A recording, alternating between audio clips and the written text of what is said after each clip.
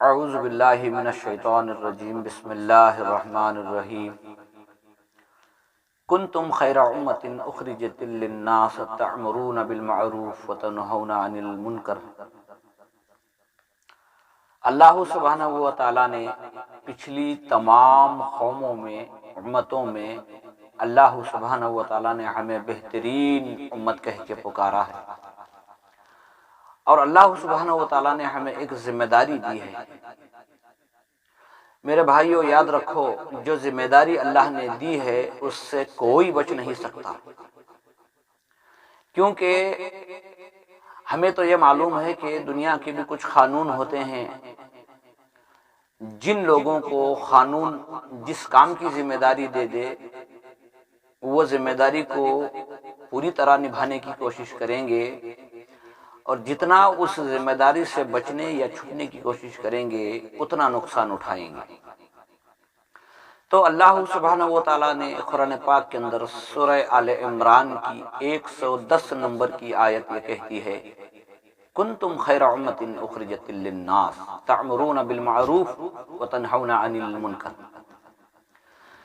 تم بہترین امت ہو کیونکہ تم دوسروں کے نفع کے لیے نکالی گئی ہو، اور تم خود بھی اچھا کام کرتی ہو اور دوسروں کو بھی اچھے کام کی دعوت دیتی ہو، اور خود بھی برے کاموں سے بچتی ہو اور دوسروں کو بھی برے کاموں سے روکتی ہو۔ تو آج میں میرے بھائیوں سے یہ پوچھنا چاہتا ہوں، کیا ہم نے اس ذمہ داری کو نبھایا؟ کیا ہمیں یہ ذمہ داری سمجھ میں آئی؟ کیا کبھی ہم نے کسی سے پوچھا کہ آخر ہم حضور پاک صلی اللہ علیہ وسلم کی امت میں ہیں تو ہماری کچھ ذمہ داری ہے؟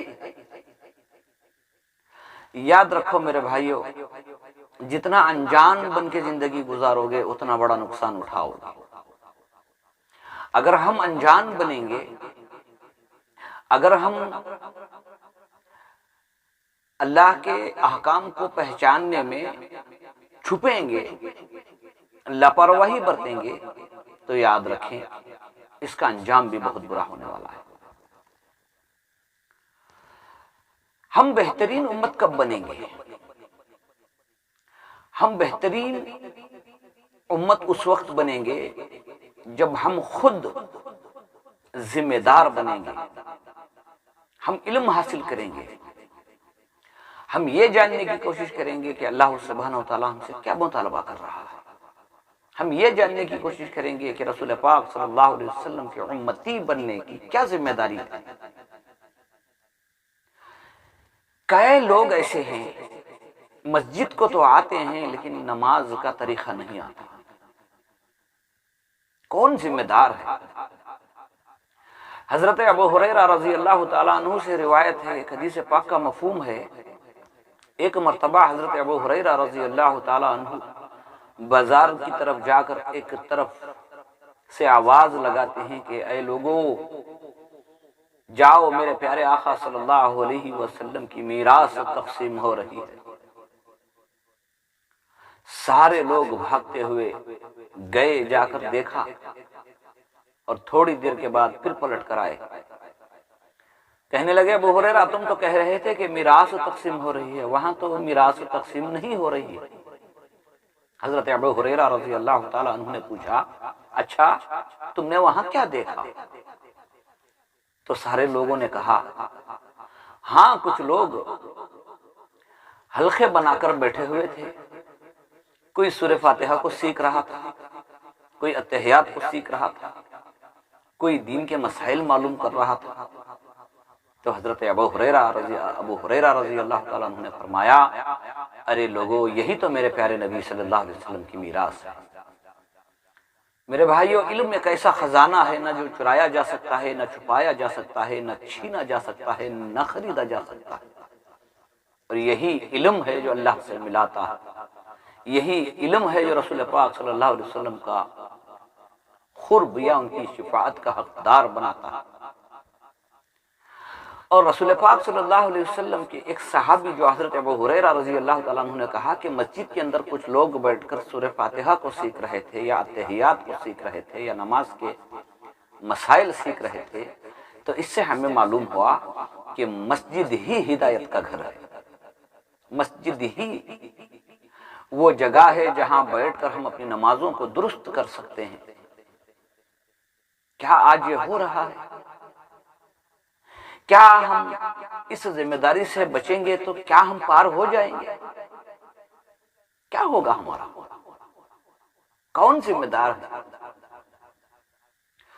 میرے بھائیو، آج کے نوجوان نمازوں سے دور، یہود و نصارہ کی نقل موبائلی فحشائیت میں جو مبتلا ہے، پیارے نبی صلی اللہ علیہ وسلم کو کیا منہ دکھائیں گے؟ اللہ کو کیا منہ دکھائیں گے؟ اور کون ذمہ دار ہے اس کا؟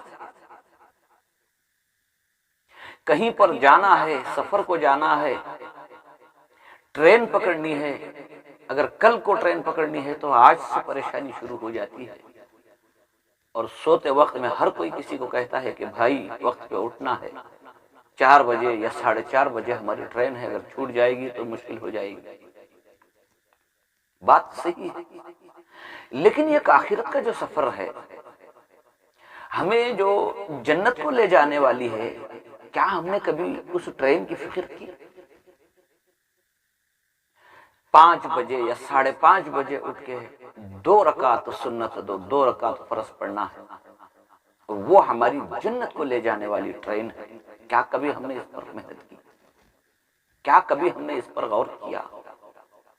میرے بھائیوں، آج کے بچے یہود و نصارہ کی نقل کر رہے ہیں، کچھ بھی معلوم نہیں ہے، کچھ بھی معلوم نہیں ہے۔ میرے بھائیوں، کیا ہم انجان بن کے زندگی گزاریں گے تو کیا ہم بچ جائیں گے؟ نہیں، قیامت کا دور ہے، قیامت قریب ہے۔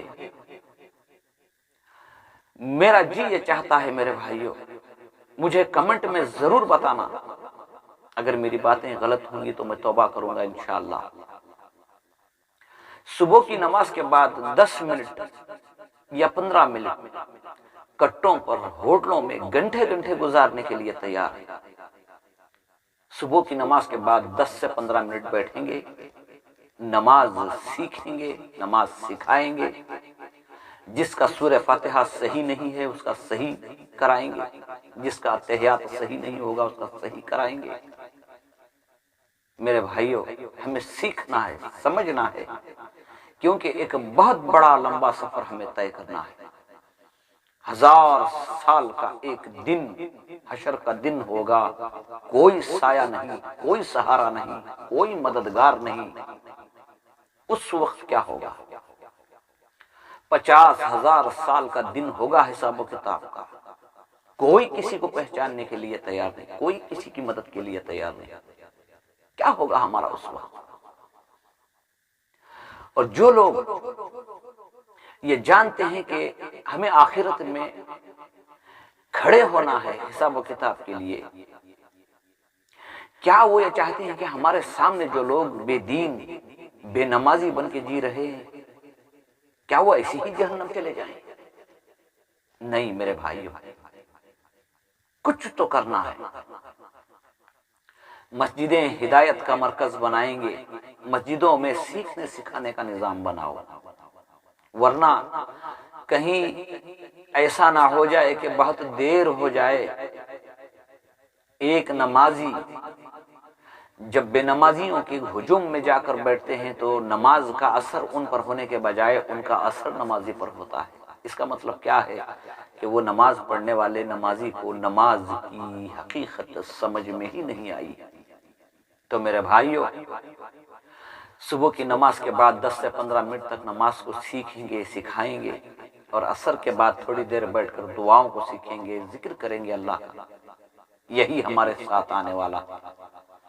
مسجدیں اللہ کا گھر ہیں، ہدایت کا مرکز بنائیں، ایمان کی بات کریں، نماز کو درست کریں۔ اللہ نے اپنے کلام پاک کے اندر ارشاد فرمایا کہ کنتم خیر امۃ اخرجت للناس تأمرون بالمعروف وتنہون عن المنکر۔